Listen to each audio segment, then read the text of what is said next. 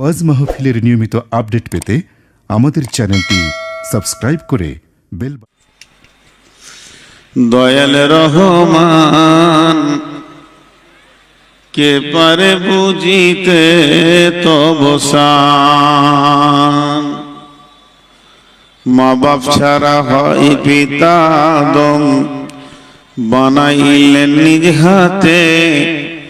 পিতা ছাড়া পুত্র ঈসা মারিয়ামের কোলেতে। কে বা বড় কারিগর, কার বা বড় শান, কে পারে বুঝিতে তব শান। শ্রদ্ধেয় সুযোগ্য আজকের সবার সভাপতি, উপস্থিত আলেম ওলামা বৃন্দ, সামনে আমার দিনদার ইমানদার মুমিন ভাই সকল এবং পর্দা থেকে শুননেওয়ালি মুমিনা মা ও বোনেরা, প্রশংসা গুণগান স্তব স্তুতি ভালোবাসা তকদির হায়াত মত সবকিছুর মালিক আল্লাহ, যে মহান মুনিব আজকে আমাদেরকে 2025 সালে 12 নভেম্বর বৃহস্পতিবার দিবাগত রাত্রিতে উত্তর দিনাজপুর করমদিঘি মহেশপুর গ্রামে জুনিয়র মাদ্রাসা কেন্দ্রিক আয়োজিত মাহফিলে হাজির করেছেন। সেই মুনিবের দরবারে একবার আমরা সকলে শুকরিয়া করি আলহামদুলিল্লাহ। দরুদ ও সালাম বর্ষিত হোক आखिरी पैगंबर नबी मोहम्मद रसूलुल्लाह सल्लल्लाहु अलैहि वसल्लमेर ऊपर अल्लाहुम्मा आमीन, अल्लाहुम्मा सल्ली अलैहि, अल्लाहुम्मा बारिक अलैहि। আমি আপনাদের সামনে গ্রন্থ মুকুট আল কোরআন থেকে কয়েকটি আয়াত বিক্ষিপ্তভাবে পড়েছি আর একটা ত্রিমিজি শরীফের হাদিসকে আপনাদের সামনে পেশ করেছি। এই আয়াত আর হাদিসকে সামনে রেখে খুব স্বল্প সময়ে কয়েকটি কথা বলবো, আমার নির্দিষ্ট দেওয়া টাইমে শেষ করব ইনশাআল্লাহ। কিন্তু আপনারা উঠা বসা করবেন না, যেমন বসে আছেন এরকমই থাকেন। শুধু একটা বার বয়সে ছোট হলেও আমি ওই লোকগুলোর পা ধরে বলছি, যারা দাঁড়িয়ে আছেন বসে যান। যদি খুব খারাপ লাগে তো চলে যান, তাও ভালো, দাঁড়িয়ে থেকেন না। আল্লাহর বান্দা রসুলের উম্মত, আপনাদের হাতগুলো ধরে বলছি বসে যান। এই জিনিসটা কেন মানছেন না? এখন যদি একটা কড়া করে বলি তো মৌলবীদের অভ্যাস খারাপ, কথা নোংরা বলে। জি না ভাই, আল্লাহর গোলাম বসে যান। এই পৃথিবীটা একদিন ধ্বংস হবে। এই পৃথিবীটা একদিন ধ্বংস হবে।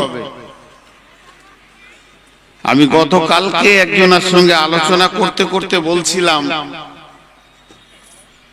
এখন যদি কাউকে জিজ্ঞেস করা হয় তুমি বাপের ক নম্বর ছেলে, মা বোনরাও ধ্যান দিয়ে শুনেন, কেউ বলবে আমি বড়, কেউ বলবে আমি 2 নম্বর, কেউ বলবে আমি ছোট, কেউ বলবে 5 নম্বর। নাম্বার দেবে যে আমি বাপের এত নম্বর সন্তান।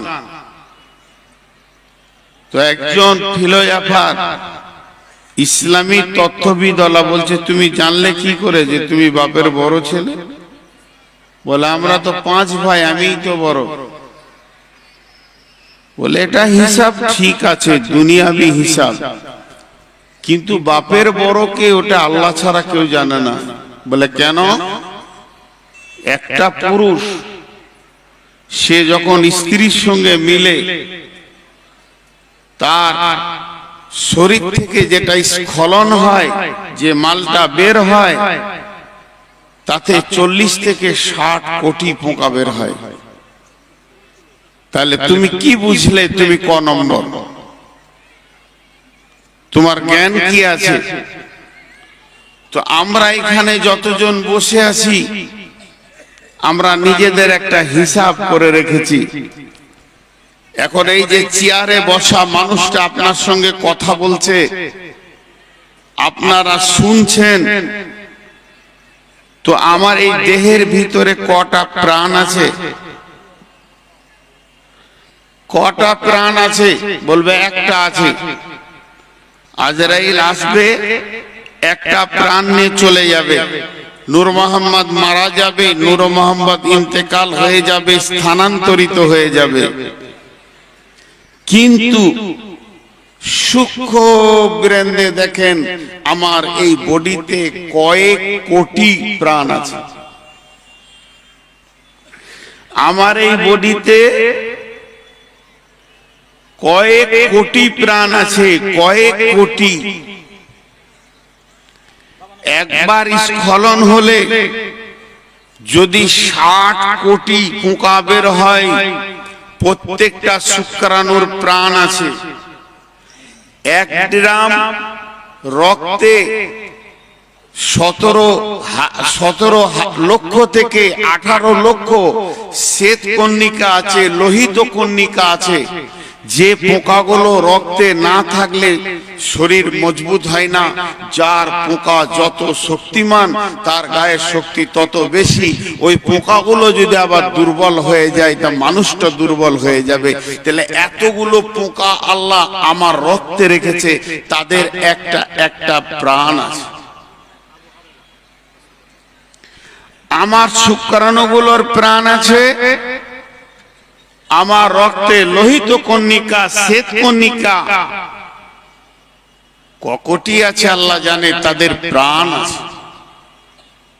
কিন্তু আজরাইল যেদিন আমার প্রাণটা নিয়ে চলে যাবে, আজরাইল যেদিন আমাকে আবদ্ধ করবে, বেঁধে নেবে, সেই দিন ওই প্রাণগুলো বুঝতে পারবে আমরা যে দেহে বাস করতাম সেই দেহটা এখন নিস্তেজ হয়ে গেছে।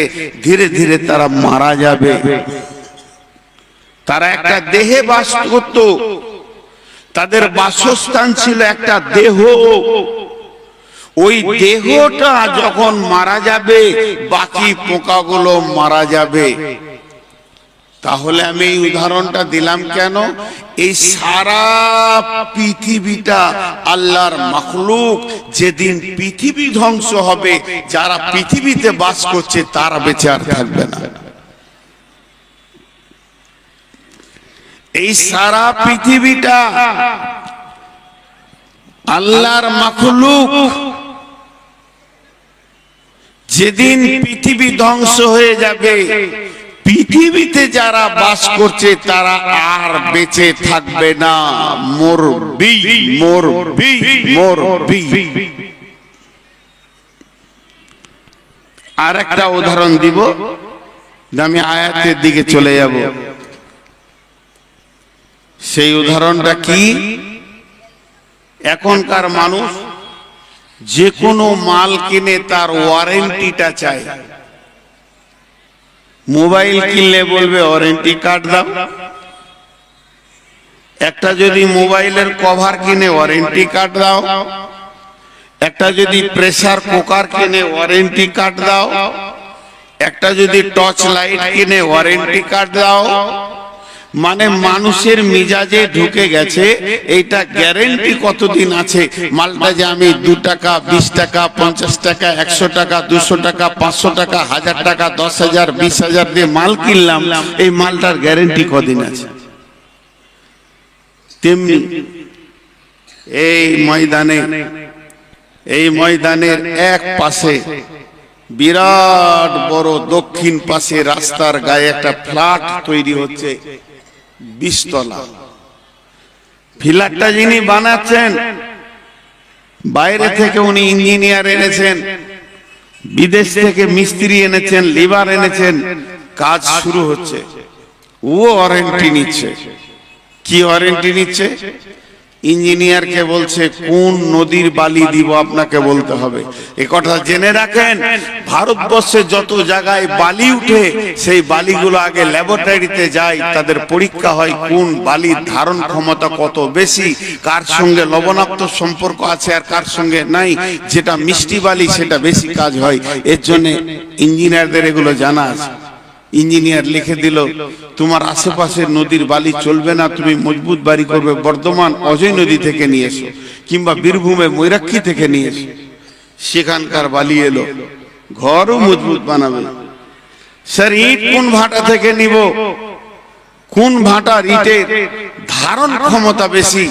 উনি লিখে দিলেন লালগোলা চলে যাও, ওখানকার ইটের ধারণ ক্ষমতা বেশি, মুর্শিদাবাদের নিয়ে এসো। দুটা দামি মাল এলো। স্যার রড কোন কোম্পানির লাগাবো? উনি লিখে দিলেন এলিগেন্ট। সেমি স্টিল চলবে না, এলিগেন্টের রড লাগাও। এলিগেন্ট রড চলে এলো। স্যার সিমেন্ট বলে অম্বুজা প্লাস হলে ভালো হয়, এলটি যদি পাওয়া যেত তা আরো ভালো। চলে এলো। বাকি থাকলো কি? আপনারা বেরেন্দে বলেন বাকি থাকলো কি? পাথর এলো, রড এলো, সিমেন্ট এলো, বালু এলো, ইট এলো, মাল এসে গেল। বন্ধু, সিমেন্টের গায়ে লেখা আছে 80 বছরের ওয়ারেন্টি। আমার সিমেন্টের যেটা কেমিক্যাল 80 বছরের ধারণ ক্ষমতা রাখে। আর এলিগেন্ট রড অ্যাডভার্টাইজ দিচ্ছে 100 বছর, কোনো চিন্তা নেই। দরের আগে দাও, ঢালাইয়ে লাগিয়ে দাও, প্লালে লাগিয়ে দাও, আমার রড মরিচিকা ধরবে না 100 বছর। সবারই ওয়ারেন্টি পাওয়া গেল। কিন্তু বড় দুঃখের বিষয়, যে জমিনের ওপরে ঘরটা বানানো হবে, যে জমিনটাতে ওপরে ঘরটা বানানো হবে, যে জমিনটার ওপরে ঘরটা বানানো হবে, ওই জমিনওয়ালার সঙ্গে কে যোগাযোগ করবে? আল্লাহ, আমি তো ঘর বানাচ্ছি কয়েক কোটি টাকা দিয়ে, এই টাকাগুলো যে জমির ওপরে আমি ঢেলে দিব, এই জমিটা তুমি কতদিন রাখবে? কতদিন এই পৃথিবীটা থাকবে? না আমার ঘর বানানো হবে, পরের দিন ধ্বংস শুরু লীলা হবে। এটা তো আমি চাইছি না। সবারই কাছে গ্যারান্টি নিলাম, কেউ 70 বছর, 80 বছর, 100 বছর পর্যন্ত দিল, এরপরে গ্যারান্টি কেউ দিল না। আমি তো ঘরটা বানাবো জমিনের পিঠে, এই ঘরটা আমি আর কোথাও বানাবো না। তাহলে জমিটা কতদিন ঠিক থাকবে, নষ্ট হবে না, এটা আমাকে বলে দিন। এটা আমাকে বলে দেন, কে দিবে? ওয়ারেন্টিটা কে দিবে? কোন মৌলবি দিবে না মুফতি দেবে? ওয়ারেন্টিটা কে দিবে? কোন মুহাদ্দিস দেবেন না মাদানি দেবেন? ওয়ারেন্টিটা কে লিখে আনবে মাবুদের কাছ থেকে? আমার হাতে ধরিয়ে দিবে, আপনার হাতে ধরিয়ে দেবে। বন্ধুরে, এটা কোনো প্রসেসিং নাই, এটা কোনো রাস্তা নাই। তবে আমার নবী বলে গেছেন, তিনি ইসলামের দায়িত্বভার নিয়ে, কোরআনের প্রচারের দায়িত্বভার নিয়ে পৃথিবীতে এসেছিলেন। এই উম্মতের যিনি দায়িত্ব নিয়ে এসেছিলেন, তিনি বলে দিয়েছেন, উম্মত রে, তুমি এই পৃথিবীতে কতদিন থাকবে? উম্মত রে, তুমি যে ঘর বানাবে তো কতদিন থাকবে? লা তাকুমুস সাআতু ফিল আরদি হাত্তা ইকালা আল্লাল্লাহ।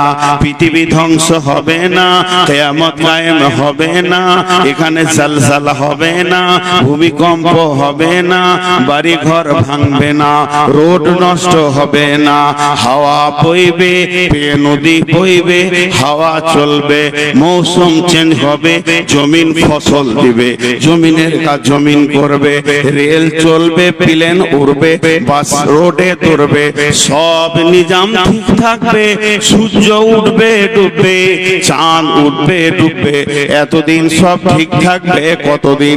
বিশ্বনবী বলছেন যখন এই মাটিতে একটা আল্লাহওয়ালা থাকবে।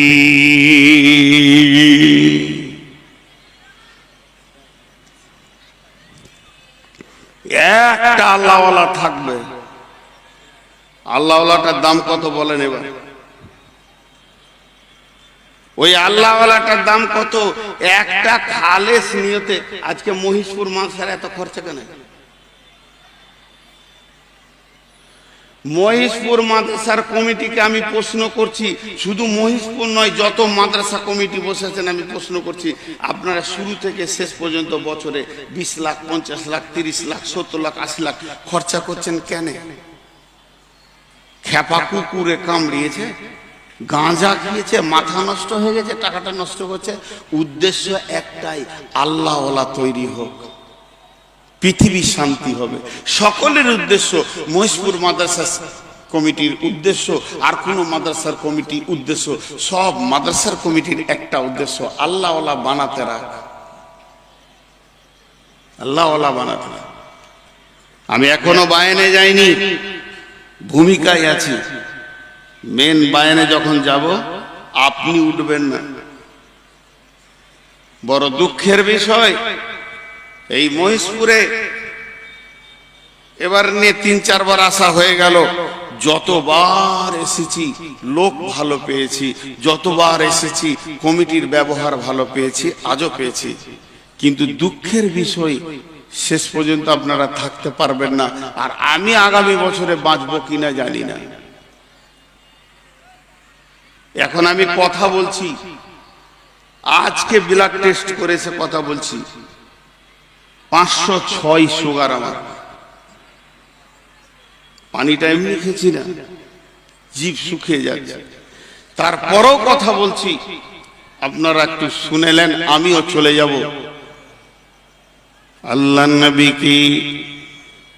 আল্লাহর নবীকে ঘন ঘন প্রশ্ন করা হতো, উল্টা পাল্টি প্রশ্ন করা হতো। কোরআনের ভিতরে আছে, আল্লাহ সূরা নাবাতে বলছেন, আম্মা ইয়াতাসাআলুন আনিন নাবাইল আযীম আল্লাযী হুম ফীহি মুখতালিফুন।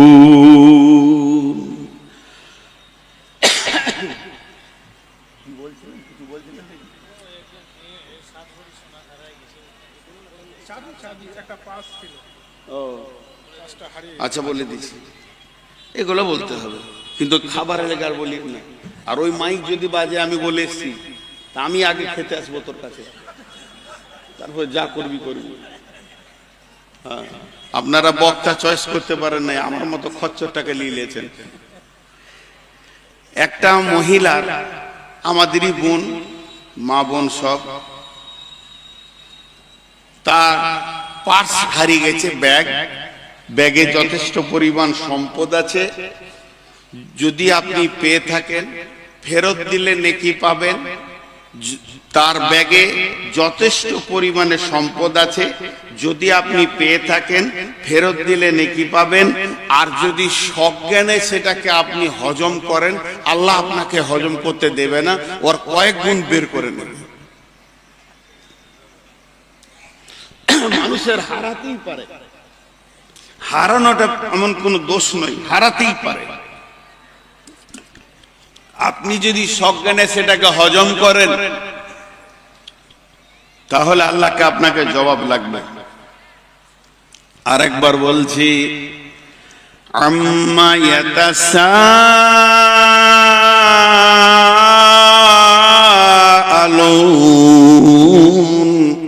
আল্লাহ এত জোর টান মারলে কেন? আল্লাহ তার নবীকে বলছে, নবী রে, হে আমার প্রাণ প্রিয় নবী, তোমাকে কি বিষয়ে ওরা প্রশ্ন করছে? কি বিষয়ে প্রশ্ন করছে গো? বলো। তোমাকে উল্টা পাল্টি করছে। আল্লাযী হুম ফীহি মুখতালিফুন,